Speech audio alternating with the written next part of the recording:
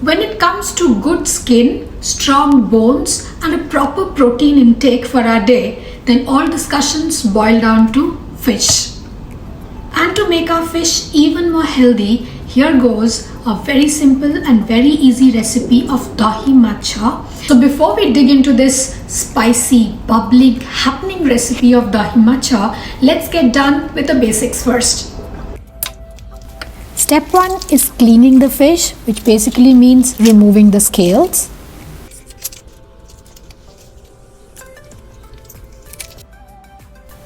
Step 2 is marinating the fish with the customary seasonings, that is salt and turmeric.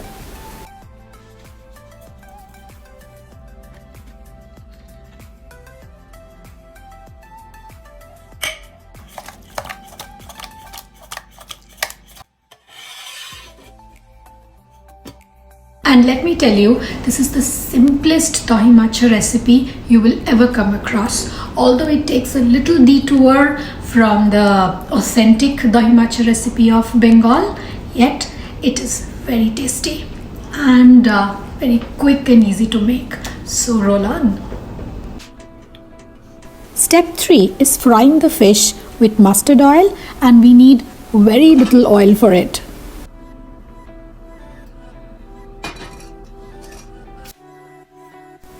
The oil is hot and now it's time to fry the fish, making sure that both the sides are just light golden.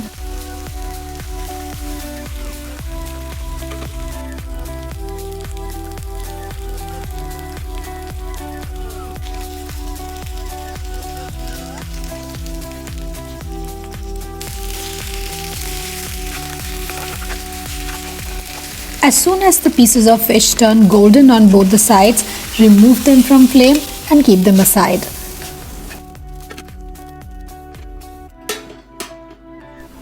And then comes the fourth step, that is preparing the spicy yogurt gravy, in which we will dip our fried fish pieces. This particular fish curry is very flavorful and it derives the strength of its aroma from the tempering. So here goes the ingredients of the tempering.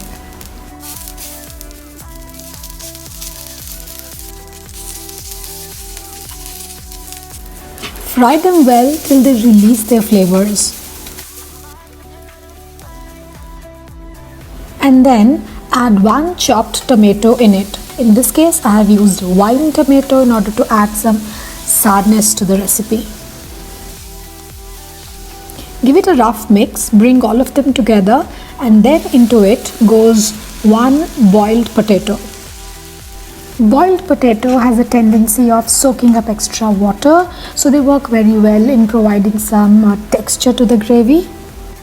Followed by the spices which are available in our pantries round the clock, that's salt, turmeric and red chili powder. Now mix, cook and mix till the spices and the potato gets fried really well. Now add in a glass of water and allow the water to come to a boil, like a fresh bubbling boil.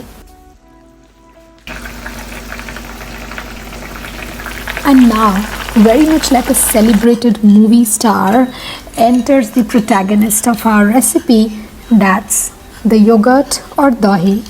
2 tablespoons of yogurt, whisked and diluted, go straight into the curry.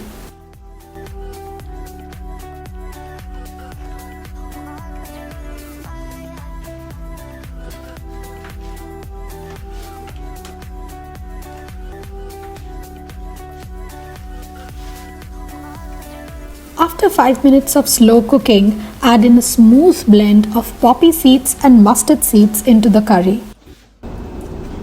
So while poppy seeds provide creaminess to the gravy, mustard seeds lend the sharpness to it. So the unique blend of creaminess and sharpness makes the gravy even more tasty. And of course, how can we skip and miss the color?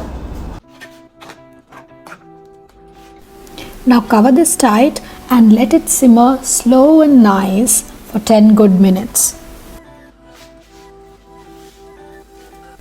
Once the curry starts changing color, drop in the pieces of fried fish into it and allow them a proper 2 to 3 minutes to get introduced to each other.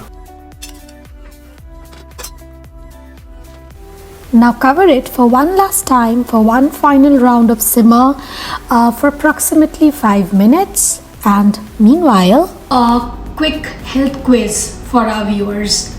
Can you name one food item that we should never have along with fish because it does indigestion? And well, with this, our fish curry enters the climactic stage where it bubbles with energy and flavors. To add to the flavor game and to add some drama to the look of our fish curry, we have a good full of fresh chopped coriander leaves. Allow the curry some sitting time so that the fish turn soft and juicy over time. So at least 30 minutes of rest time is very important.